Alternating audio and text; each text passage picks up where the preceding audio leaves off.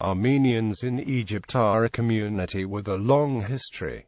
They are a minority with their own language, churches, and social institutions. The number of Armenians in Egypt has decreased due to migrations to other countries and integration into the rest of Egyptian society, including extensive intermarriage with Muslims and Copts. Today they number about 6,000, much smaller than a few generations ago. They are concentrated in Cairo and Alexandria, the two largest cities. Economically, the Egyptian Armenians have tended to be self-employed businessmen or craftsmen and to have more years of education than the Egyptian average. History. Armenians in Egypt have had a presence since the 6th and 7th centuries. The early Armenian migrants to Egypt were Muslims. A migration of Armenian Christians to Egypt started in the early 19th century, and another wave occurred in the early 20th century. The presence of Muslim Armenians in Egypt is well documented during and after the Muslim conquest of Egypt. Islamized Armenians under Arab rule had visible military and government positions, such as governors, generals and viziers.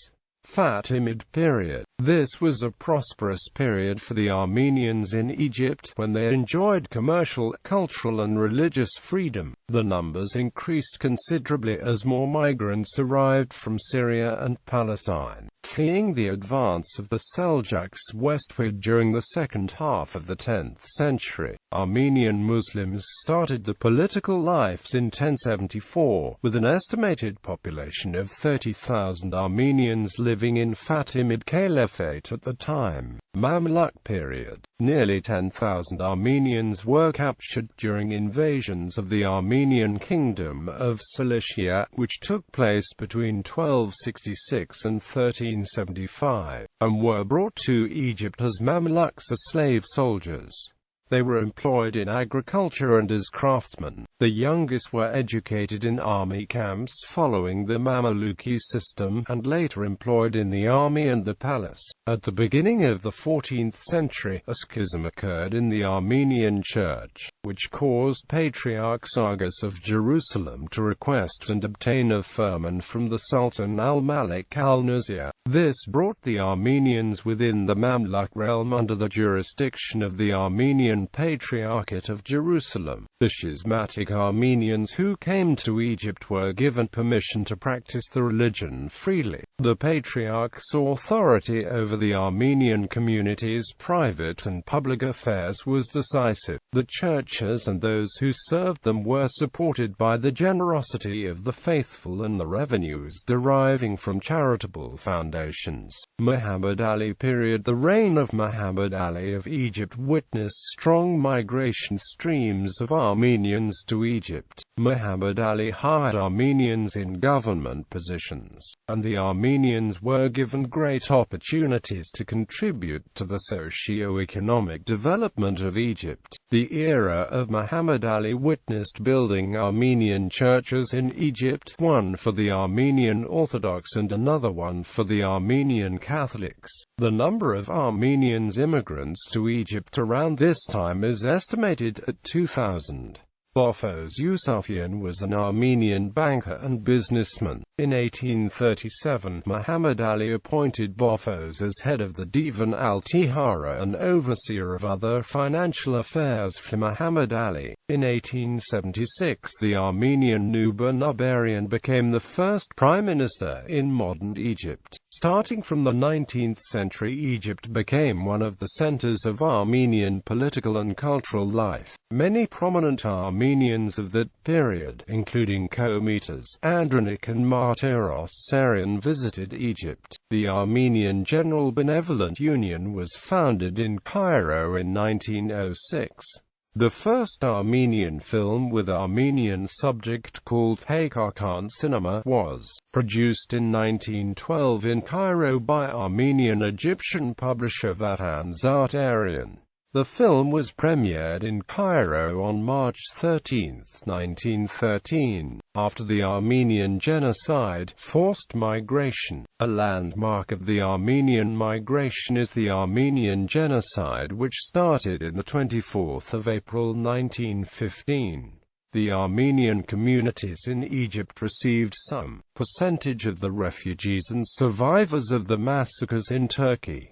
The total number of Armenians in Egypt in 1917 was 12,854 inhabitants. They increased to reach its peak in 1927 census data, where the total number was 17,188 inhabitants, most of whom were concentrated in Cairo and Alexandria. Some independent estimators pushed the number of Armenians in Egypt to 40,000 inhabitants at the beginning of year 1952. After the 1952 Nazis revolution and the socialist tendency of this revolution, and given the fact that most of the Egyptian Armenians at the time were working in the private sector as self-employers in most cases, a reverse migration stream was observed among them, where they started to migrate to the West, mainly to Europe, the United States, Canada and Australia. After the 1952 revolution, a reverse migration, not to the original homelands, but rather to the West, was observed among Armenian Egyptians starting in around 1956. 1956 saw the introduction of what are called the socialist laws in Egypt and the nationalization of many economic sectors under the Nasser regime. Since Armenian Egyptians at the time worked predominantly in the private sector and tended to monopolize basic professions and trade markets, the so-called socialist laws affected them more than those working in the government or in agriculture. Many migrants concluded, mistakenly or correctly, that they were threatened by the new policies of the Nasser regime, and many left Egypt and migrated to the West. Since 1956, the total number of Armenian Egyptians has decreased. Accurate figures of how many left and how many are still there are not available, since questions on ethnicity have not been included in censuses. Since the 1952 revolution, today, most Egyptian Armenians today, who are permanent residents of Egypt, were born in Egypt and are Egyptian citizens. Armenia to them is the collection of folkloric stories and cultural practices that each generation hands to its successor. Armenian Egyptians are full Egyptians with an extra-cultural layer. They number around 6,000 and live primarily in Cairo. Today, structures such as clubs, schools, and sports facilities reinforce communications among Armenian Egyptians and revive the heritage of the forefathers. In spite of these efforts, many Armenian Egyptians of the youngest generation do not speak the Armenian language, or go to Armenian schools, and are not in touch with the heritage community. The Armenian Church and the apolitical structure of the Armenian community have a very important role in unifying Armenians in Egypt. Unlike Armenian minorities in Syria and Lebanon, Armenian Egyptians stay out of local politics. The prelacy of the Armenian Apostolic Church in Egypt, which is under the jurisdiction of Holy Echmiadzin, is the primary guardian of community assets such as endowments, real estate in the form of agricultural land, and other property bequeathed by generations of philanthropists. Politics. Egyptian Armenians are very rarely involved in present-day Egyptian politics, unlike the Armenian minorities in Lebanon and Syria. However, many are employed in different political and apolitical Egyptian institutions. The Armenian Church and the apolitical structure of the institutions in the Egyptian Armenian community have a very important role in unifying the Armenians in Egypt. Culture. The Armenian community operates a number of associations, including the Armenian Red Cross Association, the Armenian General Benevolent Union, House Cultural Association. The The community has 4 social clubs in Cairo and 2 in Alexandria, in addition to 3 sporting clubs in the capital and 2 in Alexandria. There is 1 home for the elderly, many activities for young people, including a dance troupe, Zankasur, a choir, Zevetnots, and a children's choir, the Zagazdan. Journalism today. In Egypt, there are 2 daily papers and 1 weekly publication, all affiliated to Armenian political parties. Hausaper, a daily belonging to the Armenian Revolutionary Federation, was founded in 1913. Arev, a daily put out by the Armenian Democratic Liberal Party, was founded in 1915. Shafagir, a weekly founded in 1948 belonging to the Social Democrat Hunchakian Party. Periodicals and newsletters include Arev Monthly, published 1997 to 2009 in Arabic as a supplement to Arev Daily. It was published by the Armenian Democratic Liberal Party. Arek Monthly started publishing in April 2010 in Arabic. It is published by the Armenian General Benevolent Union. Agbu de Gegadu, published since 1996 by the Armenian General Benevolent Union in Cairo as a newsletter covering AGBU's activities. Jidzanag, a musical quarterly supplement published by Rev Daily starting 2001. Sports. There are a number of sports clubs, including Homenetman GMK, Alexandria, founded in 1912. Homenetman Ararat, Cairo, founded in 1914. Homenetman Nuba, Alexandria, founded in 1924. Homenetman Nuba, Cairo, founded in 1958. St. Teresa Club, Cairo, founded in 1969. Sports played include association football, basketball and table tennis. Almost all the clubs also have scouting activities. Schools and institutions. The first Armenian school in Egypt, the Yeguazarian Religious School, was established in 1828 at Bin al-Sorin. In 1854, the school was moved to Darb al-Janina and the name was changed to Korenian after the Armenian historian Movses Korenatsi. In 1904, Nuba Pasha, an Armenian statesman, moved the Korenian school to Bulak. In 1907, he founded the Kaluzdian Armenian School and Kindergarten on Galar Street, which is currently defunct. The second Armenian school in Egypt was founded in 1890 by Bofos Yusefan in Alexandria and is called Bofosian School. The newest Armenian school is Nubarian in Heliopolis, founded in 1925 with a donation from Bofos Nuba. Now, Kaluzdian School and Amp Nubarian emerged as one school in Heliopolis area, Cairo. The 3 Armenian schools in Egypt eventually integrate a K-12 program. Armenian 6 schools in Egypt are partially supported by the prelacy of the Armenian Church in Egypt. Armenian education is very important in maintaining Armenian language among the Armenian community in Egypt. In addition, Armenian language is the only language that Armenians use within the families and communities. The 3 Armenian schools in Egypt eventually integrated a secondary education program. Students who have graduated can immediately enter the Egyptian university system. After passing the official Thanawiya Amma exams, Church Armenian Egyptians are divided into Armenian Apostolic belonging to the Armenian Apostolic Church and Armenian Catholic communities belonging to the Armenian Catholic Church. There are also some Egyptian Armenians who are members of Armenian evangelical churches. There are 5 main Armenian churches in Egypt, 2 in Alexandria and 3 in Cairo. Armenian Orthodox community comprise the majority of Armenian Egyptians. The Armenian Apostolic churches include Paul and Peter Armenian Apostolic Church, St. Gregory the Illuminate Armenian Apostolic Church.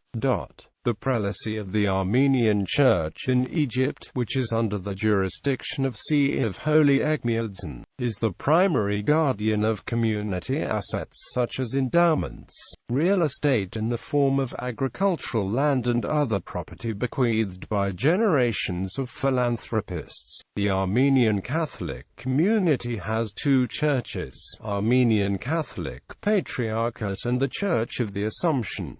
Armenian Catholic Patriarchate, St. Therese Armenian Catholic Church. List of famous Armenians in Egypt, from Abbasid era in the 7th century to the Ottoman era of early 19th century. Among the most prominent Armenians in Egypt between the Abbasid era in the 7th century to the Ottoman era of the early 19th century were Vartan the Standard-Bearer, or Warden al-Rumi al-Armani, who saved the life of Amr ibn al-Taz, the commander of the Arab army at the siege of Alexandria in 641. For this Vartan al-Rumi comes the name of a market in Fustat known as the Vartan market. Ali ibn Yahya Abul Hasan al-Armani, the governor of Egypt in 841 and 849, appointed by the Abbasid Caliph, the spiritual and political guide and leader of Muslims at Baghdad. The courage of Ali, versed in the science of war, is praised by the medieval Islamic historian Ibn Taghraberdi. Ahmed ibn Tulan, the new prefect who in 876 was commissioned by Ibn Khatib al-Furghani to construct his mosque in his garrison to al-Khatai. Ibn Khatib al-Furghani, the master builder of Armenian ancestry who rebuilt the Nilometer on the southern tip of Rorda Island to measure the rise of the water level at the annual inundation of the Nile, a critical factor for the prosperity of Egypt. Badr al-Jamali, a manumitted slave of Armenian descent, was called by Caliph al-Muntazir in 1073 to assist him during the Fatimid period when Egypt was weakened by inner strife and ravaged by drought,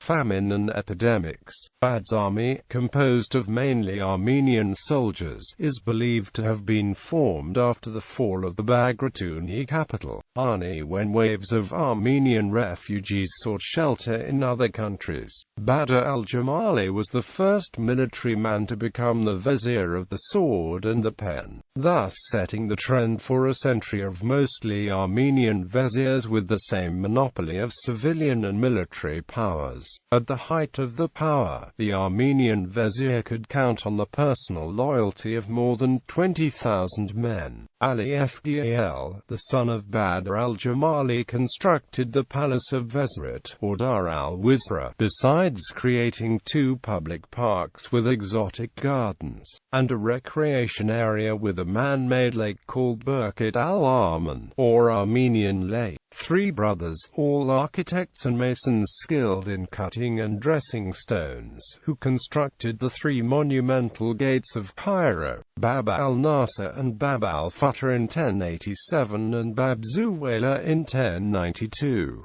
The gates with the flanking towers still stand today. The ramparts and gates, which have a certain similarity to the fortifications of the Bagratuni capital Arni, are regarded as masterpieces of military architecture by international standards. Bahram al-Armani, who, after restoring order and peace in the country at the request of Caliph al-Hafiz, was appointed by the latter as the vizier in 1135.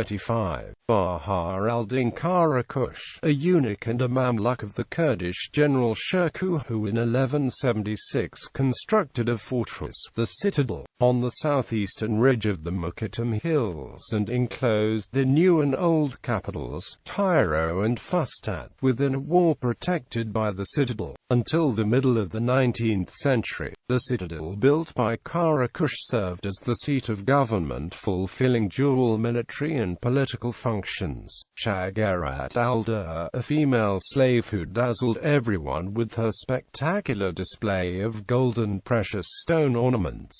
She was sent to Egypt by the Abbasid Caliph al-Musta'sim as a gift to Sultan Saleh Nagm al-Din Ayyub and became his favorite wife during his aging years. This strong-willed former slave wielded absolute power over Egypt during the transition period to Mamluk rule. She is one of the rare women in Islamic history who have ascended the throne and made a difference in the political and cultural spheres. Sanar Pasha, the Ottoman Empire's chief architect of Armenian descent, who constructed the historic Mosque of Bulak, as well as Cairo's grain market and Bulik's public bathroom. Amir Suleiman Bey al-Armani held the position of governor of Munafiyah and Garbia provinces in 1690 and was so wealthy that he had Mamluks at his service. Ali al-Armani and Ali Bey al-Armani Abul Azab served as regional commanders.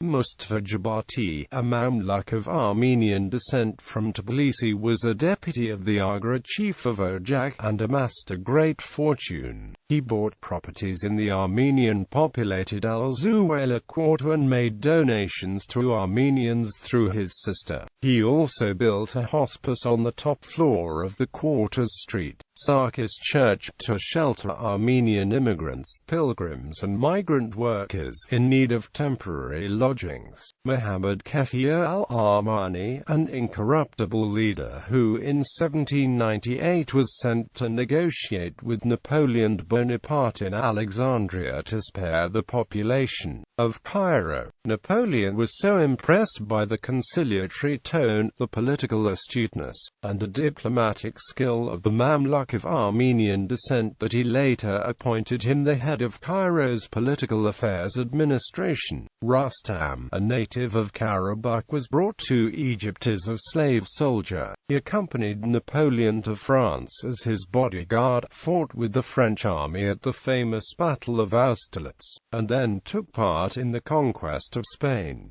Abraham Keffiyeh, an eminent money changer, was asked for financial help by Muhammad Ali. The Armenian money changer supported Muhammad Ali's projects and plans and was afterwards appointed the financial representative of the Albanian general. Keffiyeh would become Egypt's money changer with the honorary title of Mrs. Sarafi. The position and title would belong to the Keffiyeh family for generations to come. Mardesi Yegwazar Amira Bedrosian, another money changer from Agin who was named the walis, or governors, tax collector and special counselor. The Armenian moneylender not only regulated the financial services and the taxation system but also initiated safeguards against illegal land seizures. At various times, Armenian moneylenders held the sole rights of exploiting the Cairo bathhouses, the salt mines of Matariya and the fish market of Damietta. Quote, "The influence of the Armenian moneylenders increased even more during the 1830s, when due to the Russo-Turkish War and open persecution of Armenians, many merchants and financiers settled in Egypt and even succeeded in launching Egypt's first bank, which operated from 1837 to 1841. Yuhanna al-Armani, artist and Coptic icon painter who lived and worked in Cairo. Contributors to the modern Egypt. Armenians have historically contributed prominently to the Egyptian public life, be it in politics, economics, business and academic circles, as well as in all facets of the arts. Suffice to mention that Nubar Pasha, a prominent politician, became the first Prime Minister of Egypt. Alexander Sarukhan is considered one of the prominent caricaturists who set the standards for the art of caricature in the Arab world. According to media, modern sculptor Armani Gop is among the artists from Egypt that are changing perspectives on contemporary art from North Africa. Diaspora. Because of a rise of nationalism and pan-Arabism joined with confiscation of civil rights and economic freedoms, many Egyptians of Armenian descent decided in the late 1950s and during the 1960s to leave the country, in many thousands to Europe and the Americas, and Australia. This greatly reduced the number of the Egyptian Armenian community in Egypt. However, the migrating Egyptian Armenians remained attached to the homeland Egypt and kept the Egyptian Armenian traditions and established their own associations in the new diaspora away from the country Egypt. They also actively contributed to the institutions still working in Egypt. We can mention, for example, the Association of Armenians from Egypt in Montreal, Canada, and many others in the United States.